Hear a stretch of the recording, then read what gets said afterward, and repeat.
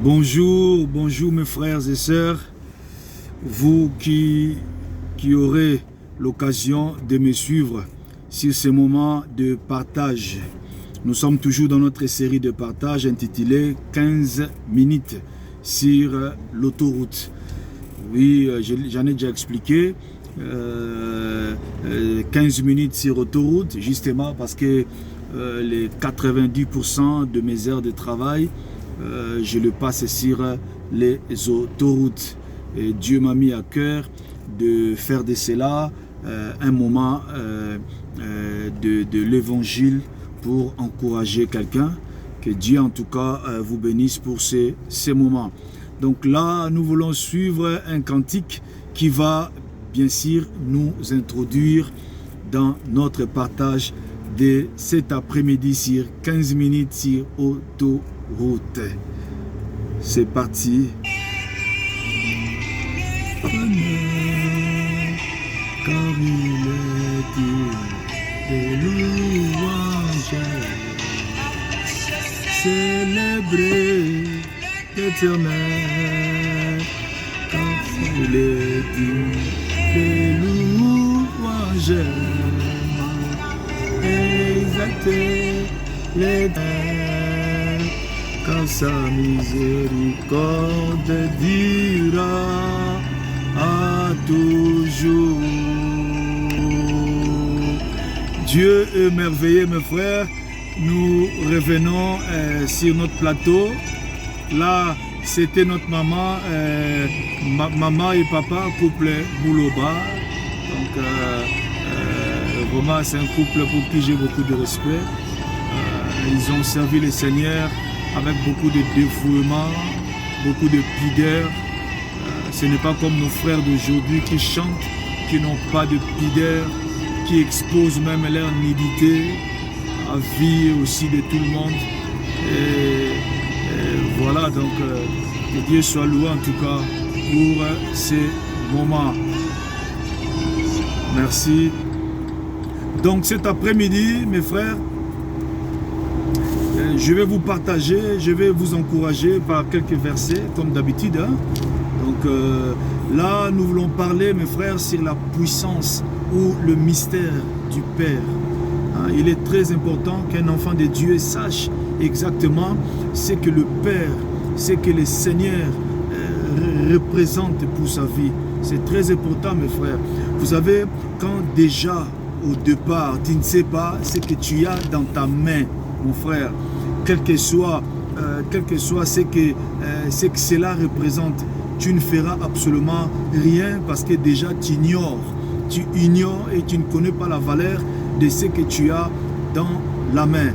C'est pourquoi nous voulons, par la grâce du Seigneur, essayer de partager avec vous sur la puissance ou le mystère du Père qui est avec nous.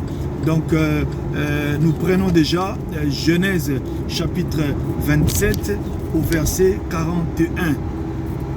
Vous savez, nous sommes les 15 minutes sur autoroute. Donc là, nous ne pouvons pas lire avec vous ensemble la parole de Dieu. Donc, je ne peux pas lire. Il faut contrôler quand même la circulation. Il ne faut pas aussi mettre les autres en danger. Donc voilà, donc vous, à la maison, vous pouvez lire dans vos Bibles. Donc nous prenons Genèse chapitre 27 au verset 41. Là, Ésaü est en train de dire, donc vous connaissez l'histoire d'Ésaü, hein? Ésaü avec son frère Jacob. Jacob venait de voler, si vous voulez, donc la seule bénédiction qui restait, hein? La bénédiction de son frère. Et quand son frère était de retour, le père a compris que la bénédiction était déjà partie, donc il ne pouvait bien entendu rien faire. Hein? Le père ne pouvait rien faire parce qu'il n'avait plus d'autres bénédictions à laisser à Ésaü. Et c'était vraiment très triste pour Ésaü. Il était fâché, il était en colère. Et dans Genèse chapitre 27, 41, la Bible me dit que Ésaü, il est en train de planifier où? Dans son cœur, à l'intérieur.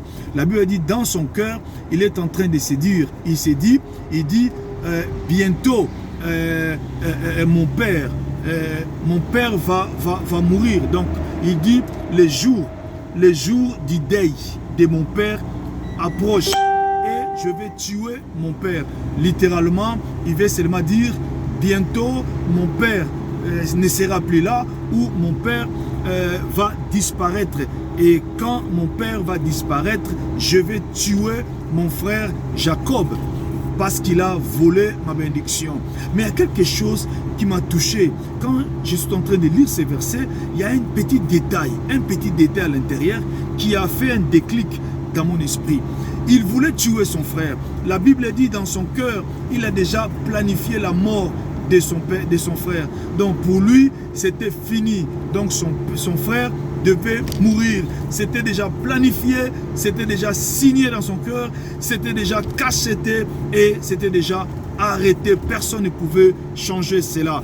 Mais il y a quelque chose qui empêchait cela de se faire, de se produire immédiatement. Il dit que mon père va mourir bientôt. Le deuil de mon père approche. Donc mon père va disparaître bientôt. Et après la disparition de mon père, je vais tuer mon frère. Donc, tout ce que je comprends dans ces versets, donc il avait planifié tout ce qu'il a planifié contre son frère. La mort de son frère, la destruction de son frère Jacob qui avait volé sa bénédiction.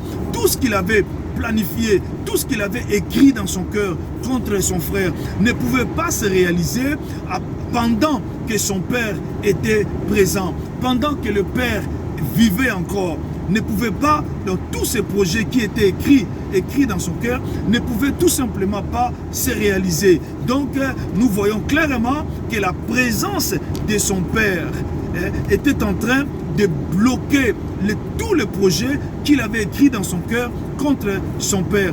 Donc la présence de son père bloquait toute la haine qu'il avait contre son père. Donc il ne pouvait pas mettre sur pied tout ce qu'il avait programmé contre son frère, tout simplement parce que le père était là. Donc bref, son père, la présence du père bloquait son projet contre son père, son frère, excusez-moi. La présence de son père était en train de compliquer toutes choses. Ça compliquait tous les données qu'il avait arrêtées dans son cœur. Donc, bien aimé dans le Seigneur, je vois dans le livre de Jean chapitre 14 au verset 8, je me rappelle encore de mon frère Philippe, qui est aussi mon homo.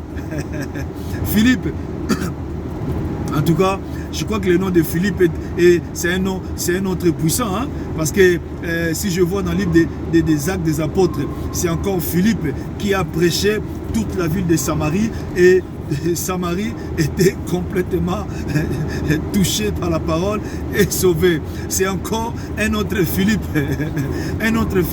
qui va ce jour-là dans le livre de Jean, chapitre 14, au verset 8, c'est encore un autre Philippe qui viendra ce jour-là devant Jésus et il dira: Jésus-Christ, montre-nous le Père, et cela nous suffit. Il voulait à tout prix voir le Père. Certainement, là, ça n'engage que moi, parce qu'il était avec Jésus. Il a vu des miracles avec Jésus, mais il y a toujours quelque chose qui lui manquait. Il a vu comment Jésus pouvait ressusciter les morts. Il a vu la grandeur et la puissance du nom de Jésus. Comment est-ce que Jésus-Christ était en train de faire des miracles. Mais il y a toujours quelque chose qui manquait dans son cœur. Alors que dans les temps réels, en temps réel, soyons sincères entre nous, en temps réel, quand je vois quelqu'un qui fait de miracles comme ça, quelqu'un qui ressuscite les morts, pour moi c'est fini. Donc j'ai confiance à lui, c'est fini, parce que je vis des choses que personne ne peut faire à part lui. Mais lui, malgré tout ce qu'il voyait de Jésus-Christ, il y avait toujours un vide dans son cœur. Le vide là, c'était quoi? La présence du Père. Un jour, il a eu le courage. Philippe a dit au Seigneur Jésus-Christ, il a dit: Seigneur, montre-nous le Père, et cela nous suffit. Montre-nous le Père. Jésus-Christ va regarder Philippe. Il dit: Philippe, depuis très longtemps, tu es avec moi. Tu ne m'as pas connu, tu ne m'as pas encore connu, tu ne m'as pas connu. C'est lui qui voit le Père, c'est lui qui me voit, il voit le Père. Et c'est ce jour-là que Jésus-Christ va se révéler de manière directe devant ses disciples comme étant lui-même l'incarnation du Père sur la terre, lui-même le Père. Et Philippe a eu la paix dans son cœur. Donc il voulait voir le Père. Donc pour moi, ça m'engage que moi. Donc Philippe avait la révélation du Père. Il savait que quand la présence du Père est là, c'est la garantie 100%. Oui, Jésus-Christ était là. Oui, Jésus-Christ faisait des miracles. Oui, Jésus-Christ ressuscitait des morts. Il avait vu. Mais pour lui, Philippe, tant que le Père n'était pas là, il n'y avait pas la garantie. Il n'y avait aucune garantie. C'est pourquoi il voulait à tout prix voir le Père. Et ces jours-là, Jésus-Christ va se révéler à lui comme étant le Père. Et Philippe a eu la paix dans son cœur. Il a compris, oh c'est le Père, alors je peux maintenant vivre en paix. Je peux maintenant dormir en paix. Je peux maintenant faire mon ministère en paix. Parce que le Père est là.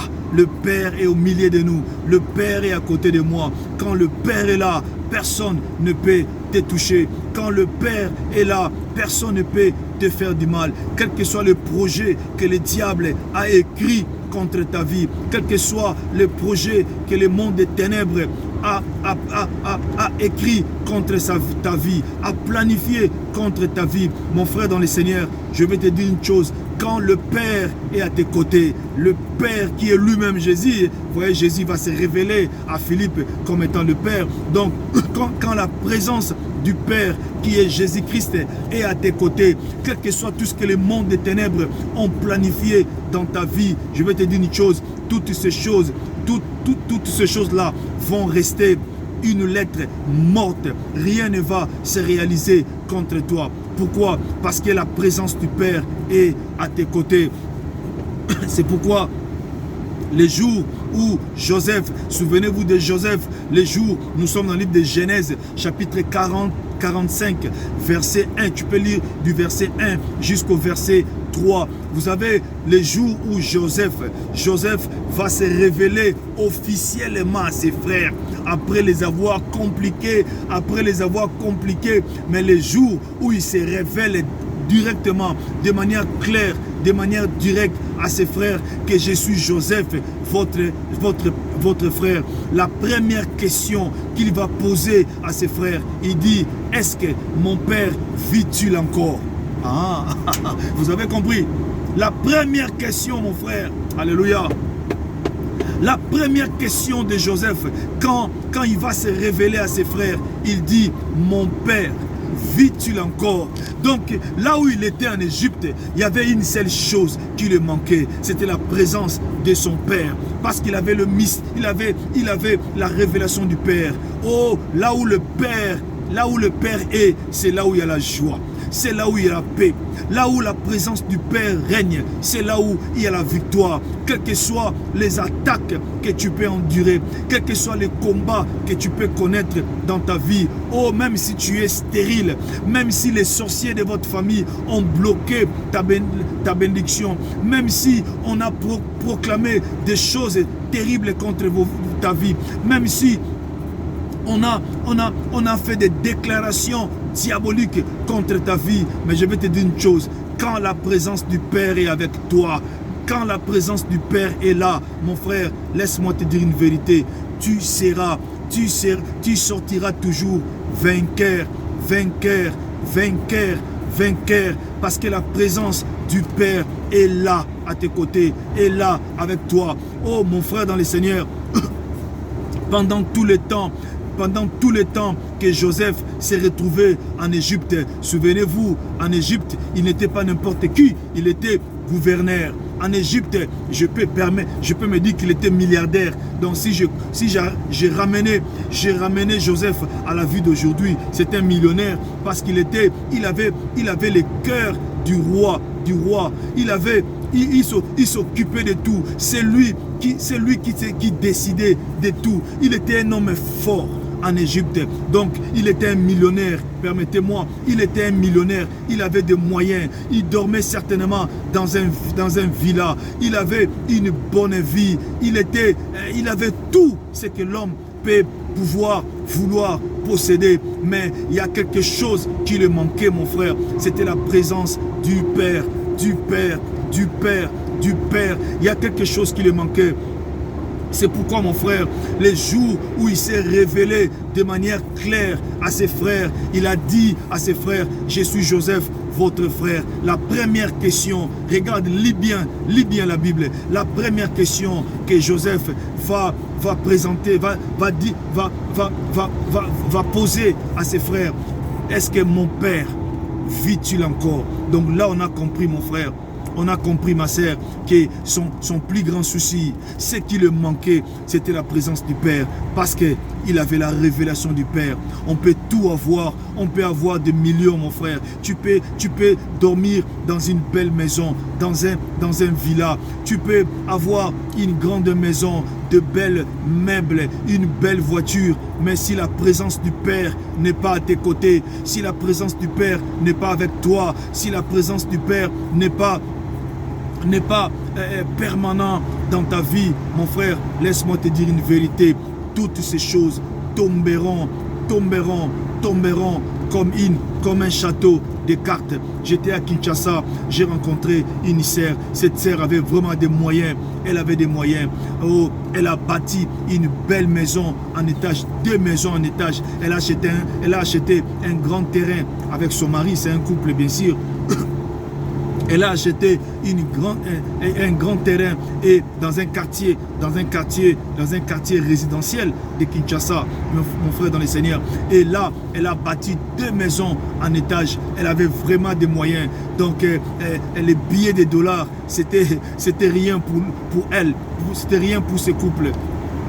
Elle voyait vraiment de l'argent.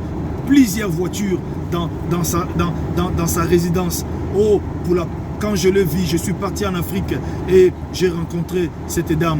Le Saint-Esprit m'a donné un message pour elle. J'ai dit, je lui parlais du Christ. J'ai dit, si tu ne t'alignes pas du côté du Seigneur, vous allez tomber plus bas. Vous allez tomber plus bas. C'est que le Saint-Esprit m'avait dit, les diables, parce qu'il y a vraiment la sorcellerie dans leur famille. La sorcellerie bat son plein dans leur famille. C'est pourquoi l'Esprit m'a dit de dire à ces couples que si vous ne rejoignez pas le Seigneur, si vous n'invitez pas le Père à votre côté, si vous n'invitez pas le Seigneur dans votre maison, vous allez descendre plus bas. Mon frère, je suis reparti encore pour la 2e fois en Afrique. Et ce couple n'avait toujours rien compris. La sorcellerie combattait leur famille. Ils avaient des moyens, mais ils avaient beaucoup de problèmes aussi personnels parce qu'ils avaient lié plutôt aux attaques de la sorcellerie qui opérait dans sa famille, dans sa maison. Et bien, mais dans le Seigneur, j'ai encore parlé à cette dame. Cette fois-là, je parlais non seulement à la dame, mais je parlais aussi en particulier avec son mari. J'ai dit, le Saint-Esprit me dit qu'on veut vous descendre plus bas. Vous allez perdre ce que vous avez. Il faut accepter Jésus. Il faut marcher avec le Seigneur. Oui, ce sont des catholiques d'origine. À la base, ce sont des catholiques, mais vous êtes d'accord avec moi, les catholiques, avec leur doctrine, ils ne font pas face aux démons, ils ne peuvent pas faire véritablement face au monde des ténèbres, aux sorciers qui les combattent. Donc, j'ai essayé de leur dire, de changer leur doctrine, de revenir à Christ, au fondement biblique des apôtres, d'accepter véritablement Jésus. Ils m'ont entendu, ils m'ont écouté, mais ils n'ont pas mis en pratique. Et quand je suis revenu chez moi, je suis revenu en Europe. Après quelques temps, mon frère dans le Seigneur, c'était une chute libre, mon frère. Ils ont presque tout perdu. Ils ont tout perdu presque. Ça leur reste seulement la maison. Ils ont presque tout perdu. Ils n'ont plus de moyens. Et ils commencent à demander de l'argent aux gens. Ils demandent même des $100. $100. Mon frère, ils demandent même $100 et qui avaient beaucoup de moyens. Mon frère, je vous dis sincèrement, je connais cette famille. Ils avaient vraiment des moyens. $50, c'est rien pour eux. $100 000, c'était rien pour eux. Rien pour eux. Mais ils commencent à demander des $100 aux gens, des $50. Ils sont descendus plus bas. Pourquoi? Parce que la présence du Père n'était pas là dans leur maison. Ils ont tout simplement bâti leurs richesses loin de la présence du Père. Mon frère, quand la présence du Père n'est pas à tes côtés, quel que soit tout ce que tu as, crois-moi, tu vas descendre plus bas, plus bas, plus bas. Parce que le diable ne peut pas te laisser être riche, jouir dans la joie. Comme ça, il va t'abaisser plus bas. C'est pourquoi, malgré tout ce qu'il avait en Égypte, Joseph avait un seul souci, un seul vide. C'était la présence du Père. La première question, mon Père vit-il encore? Alléluia. Mon Père vit-il encore? Il savait, j'ai tout, mais sans la présence du Père, il y a quelque chose qui me manque. Il y a toujours un vide dans ma vie. Oh, bien, mais dans les Seigneurs, je t'en supplie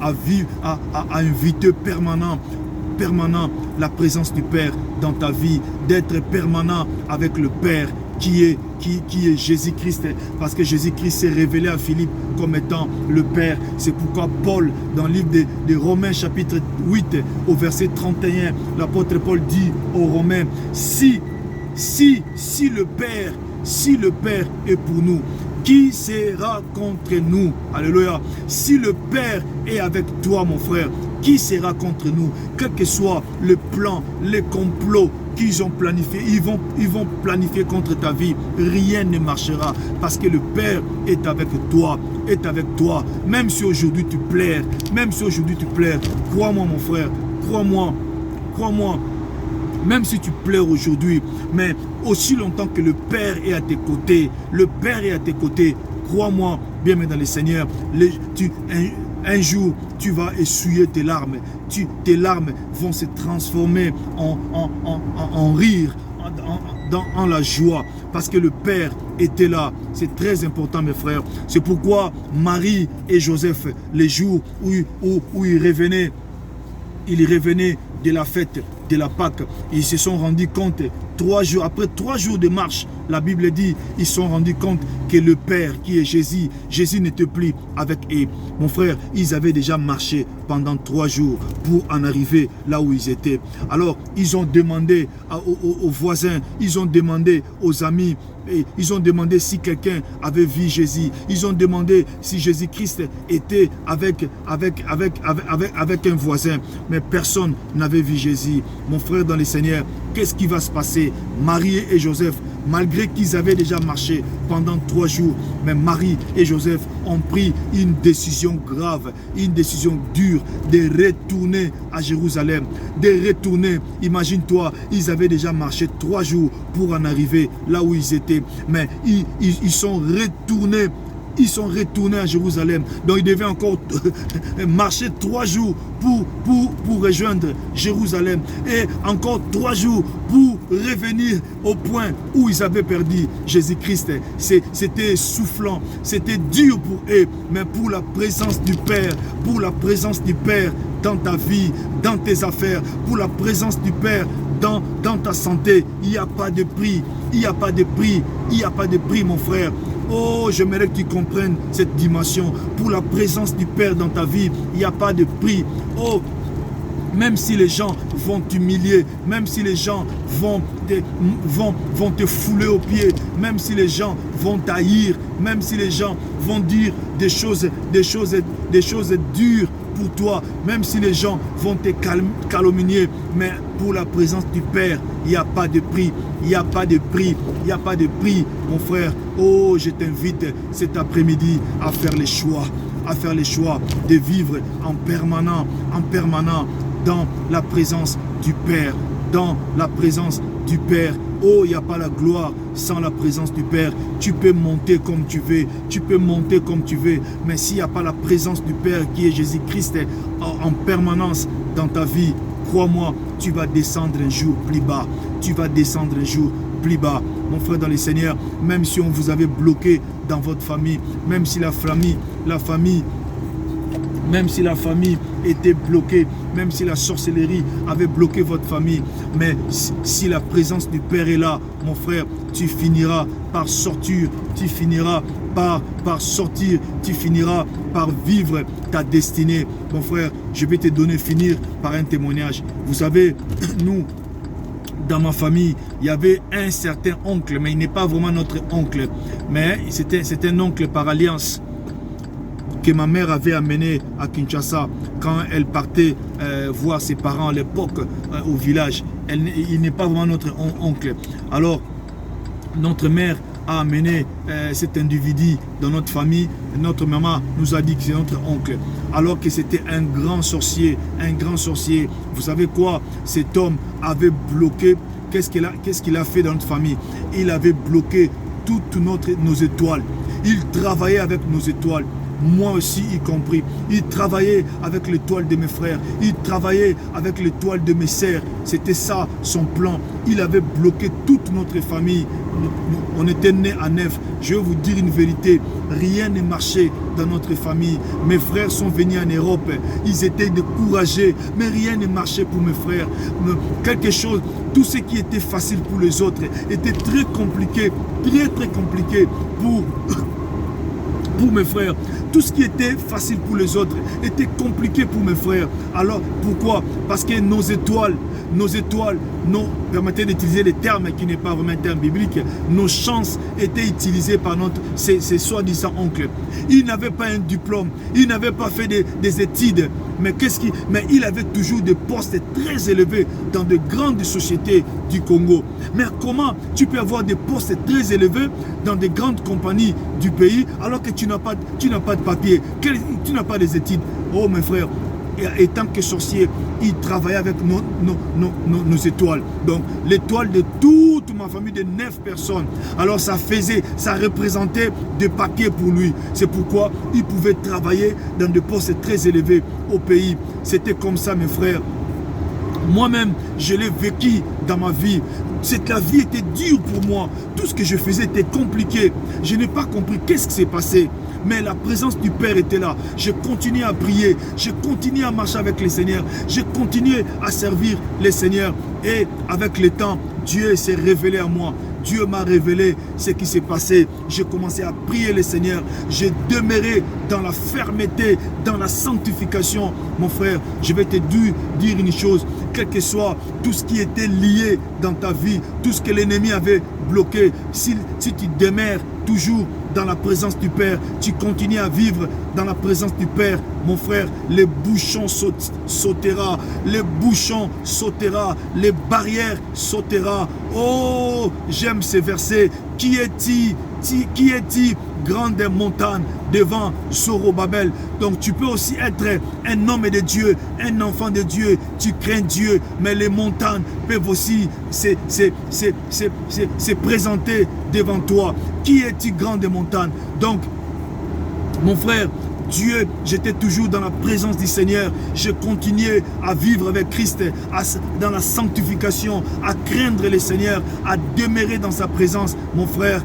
oh, les bouchons sont sautés, les barrières sont tombées, les montagnes sont tombées. Oh, Dieu m'a fait grâce. Toutes les années que j'avais perdues ici en Europe, je l'ai retrouvé. Je fais une formation, je fais une bonne formation. Mon frère, c'est pas facile, c'était dur. On ne voulait pas parce que ça coûtait beaucoup d'argent. À peu près dans les 14 000. Il fallait au moins 14 000 pour cette formation. Donc l'État qui devait financer ne voulait pas. C'était très compliqué. Mais je priais. Après, ils ont accepté. L'État a accepté de financer. Je suis parti dans une académie pour commencer ma formation. Une semaine seulement. Mon frère, le diable n'abandonne pas ses proies. N'oublie pas, selon Matthieu, quand l'esprit impur est parti, il cherchera toujours à revenir. Le diable n'abandonne pas ses proies, son proie. Il ne faut pas oublier cela. Même si aujourd'hui tu es libre, sache que les démons qui cherchaient ta malheur, ils sont toujours là, ils sont toujours à côté. Quand il y a une porte, ils vont profiter pour entrer. Même s'il n'y a pas une porte, mais il continuera toujours à essayer de te combattre pour amener, pour affaiblir ta foi. Mon frère, une semaine seulement après, qu'est-ce qui s'est passé?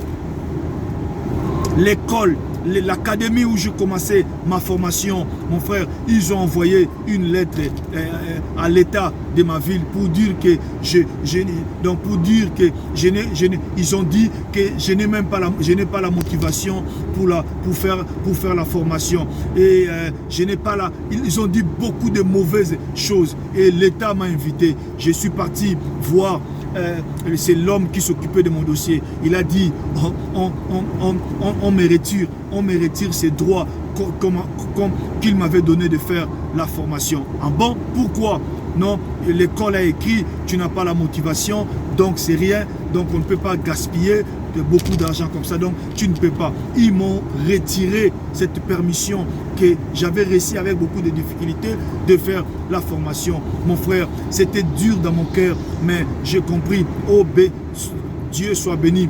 Je parlais à une de mes sœurs de l'Assemblée, une sœur qui est européenne, elle est blanche. Je parlais avec elle, c'est une sœur avec qui nous prions ensemble, et on prie les uns les autres avec elle. Je parlais avec elle, elle m'a dit, homme de Dieu, sois calme, le Seigneur va te visiter, Dieu est vivant. Cette sœur-là, c'est ma fille dans la foi. Elle m'a exhorté, elle m'a encouragé. C'était dur, elle m'a encouragé. J'ai dit que Dieu soit loué. 3 mois après, j'ai relancé le dossier. Je suis encore parti voir, je suis parti dans le bureau de l'État. J'ai rencontré une nouvelle personne. Je lui ai demandé de refaire la même formation. Elle m'a dit,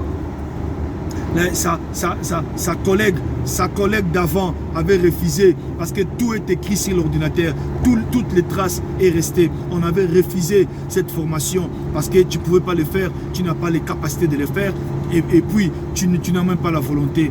Je l'ai expliqué, mais je n'ai pas réussi. Je suis parti dans la maison, je suis rentré, bien mais dans le Seigneur. Oh, les lendemains, j'ai reçu un appel. La même dame m'a appelé. Elle m'a dit, tu étais ici chez moi, reviens encore. Je suis reparti. Elle m'a dit, je parlais avec la haute hiérarchie, avec mes chefs. Ils m'ont dit, ils ont pris la décision de te donner une chance. Donc nous acceptons. Tu peux faire cette formation.